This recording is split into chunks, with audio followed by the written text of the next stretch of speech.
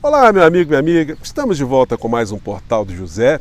E você que acompanha sempre os nossos encontros, já me viu certamente citar aqui uma frase de uma canção, né, que diz que o sol há de brilhar mais uma vez. Então, hoje, nesse final de tarde, resolvi aqui vir para um lugar mais claro para bater um papo com vocês, sem o meu apoio tradicional dos monitores que sempre ajudam a gente a ilustrar alguns assuntos aqui, mas a gente tem temas aqui que independem da gente trazer algumas imagens, né? Eu jogaria aqui algumas informações para você e você certamente vai se projetar para algumas situações, vai conseguir visualizar algumas realidades de uma situação totalmente diferente, ou de um modo totalmente diferente que a gente fez durante tanto tempo, porque certamente quando vocês escrevem aqui para o nosso portal perguntando quando é que o Bolsonaro vai ser preso, eu não aguento mais olhar para a cara dessa gente. Gente, o pior já passou, por incrível que pareça.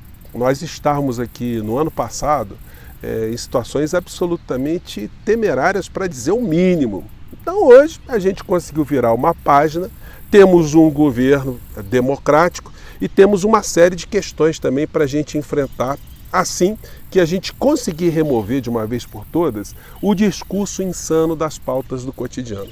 Isso está começando a acontecer.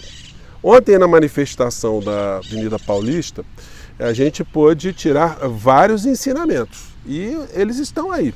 Esse mundo paralelo, esse universo cão, o terraplanismo político, eles estão vendo que o discurso está perdendo cada vez mais credibilidade. As multidões que iam para as ruas dizer que eu autorizo, que ficavam ali acreditando nas frases dos mentirosos, dos covardes, dos falastrões, essa gente está começando a perceber que essa linha que foi adotada não está levando para lado nenhum. E que se elas começarem a observar assim com mais profundidade, elas vão ver que durante os 4 anos que essa gente esteve no poder, elas não tiveram nenhum tipo de melhoria material. Os filhos não tiveram escolas melhores, hospitais melhores, estradas melhores, empregos melhores. Muito pelo contrário. A vida foi levada aos trancos e barrancos. E com uma situação que agudizava mais ainda, né, tudo aquilo que a gente vivenciava, que eram tensões artificiais que eram jogadas. O medo que era implantado nessas pessoas, do medo da esquerda chegar ao poder, do progressismo chegar ao poder, o medo de demônios, de capetas, de esquerdas, de comunismos e de matanças e de coisas aqui tais. O envenenamento foi muito grande aqui no nosso país. Mas na medida que as pessoas vão vendo que aquelas profecias desses criminosos não se confirmaram, o demônio não está no nosso poder, no poder aqui no Brasil, o Brasil não virou comunista, está longe disso.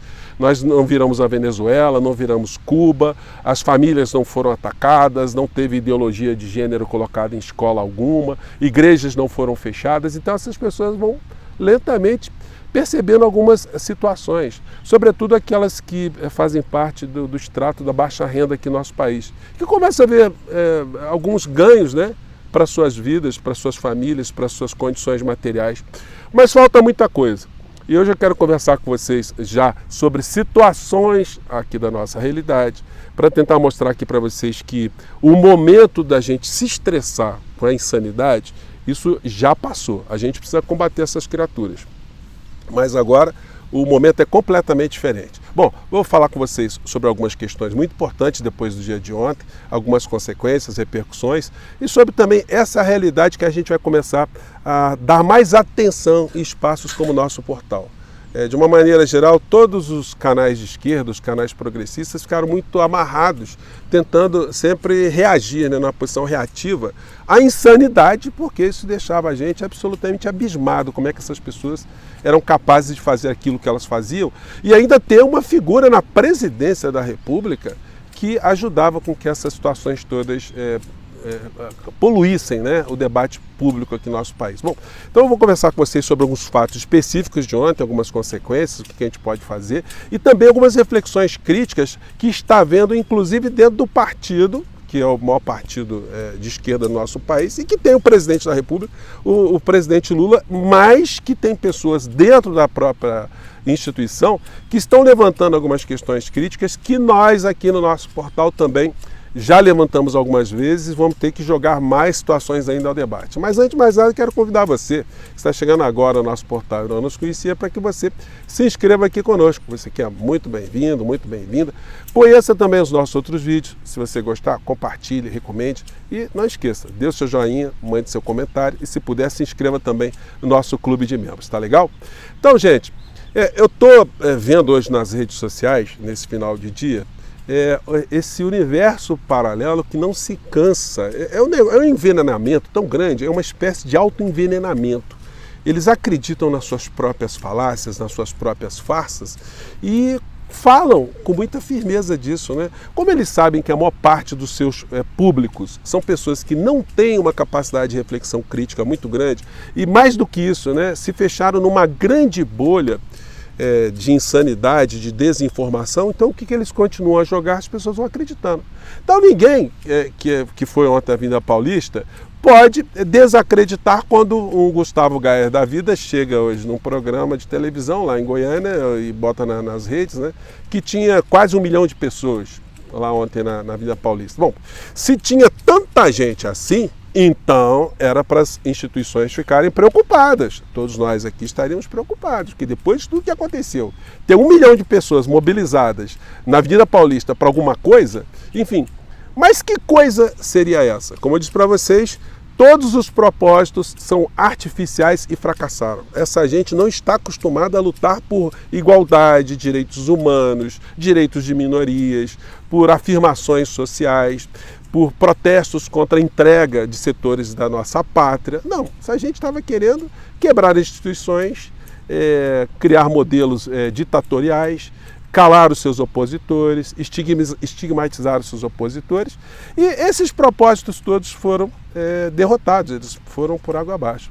E nós todos, além das questões concretas que os governos têm e que a sociedade em alerta tem que criticar, tem que criticar e combater, nós temos alguns tipos de enfrentamento aqui no Brasil que os progressistas precisam encarar, que é o combate a esses grandes partidos políticos que se apresentam como igrejas, que têm líderes, que são líderes políticos, que atuam politicamente, mas tem o biombo da religião para dar algum tipo de garantia e, sobretudo, proteção e imunidade criminal. Porque qualquer tipo de agressão que se faça, né, reagindo aos crimes que essas criaturas praticam, eles digam: olha, mas eu tenho proteção religiosa, eu tenho liberdade de opinião, a Constituição garante o direito de exercer a sua fé, os seus, enfim. Mas eles usam isso para fins inescrupulosos. Eles não usam a liberdade religiosa, a liberdade de expressão, para algum tipo de combate a favor do povo. Muito pelo contrário. As bancadas todas que formam esses grandes partidos travestidos, melhor dizendo, camuflados, né, de religiões ou de agremiações religiosas, eles sempre votam contra o povo brasileiro. Como eles votaram durante a discussão da reforma da Previdência? Votaram a favor de suprimir direitos dos trabalhadores, das pessoas mais fragilizadas. Como é que eles votam quando se discute a perda de direitos trabalhistas? Eles votam sempre com os grandes empresários, o grande capital. Então é uma coisa muito esquizofrênica que, se a gente não tiver coragem para enfrentar, eles vão continuar nessa zona cinzenta, sempre com o biombo de que são pessoas enviadas de Deus, que são profetas, que são pessoas de boa fé, que querem o melhor, quando na verdade eles estão fazendo o pior para o povo de uma maneira geral. Bom, e o que tem a ver o governo Lula no meio dessa história toda? Tem a ver, gente, porque as questões que nos afligem começam a incomodar também quadros muito importantes de dentro do próprio partido. E o problema não é só um problema partidário, é um problema de todos nós da sociedade. Me refiro especificamente, gente, a uma entrevista que eu vou colocar o link para vocês, uma matéria, né, do Guilherme Amado. Acho que dá para pegar aqui, ó, deixa eu ver. Guilherme Amado, ele colocou aqui essa matéria aqui, ó. Né? Tá meio embaçado, mas enfim. José Dirceu faz críticas ao governo, ao PT, e prevê tranco da direita. Porque, enfim, o debate crítico, gente, ele é muito salutar, né? Porque ele ajuda a gente a corrigir rotas, né? Eu tenho conversado aqui com vocês de como há uma falta de comunicação do governo Lula.